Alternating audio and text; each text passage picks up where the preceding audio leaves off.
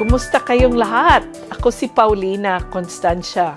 Ako ay kasalukuyang naninirahan dito sa Vancouver. Ako ay isang manunulat at pintora. Dumating ako dito noong 2002 at marami akong nakilala na mga kapwa-imigrante din na nakatulong din sa akin na organization sa mga imigrante at nakapag-exhibit ako at nakapag-publish ng libro. Ang paborito ko talaga sa Canada ay napakalapit natin sa kalikasan.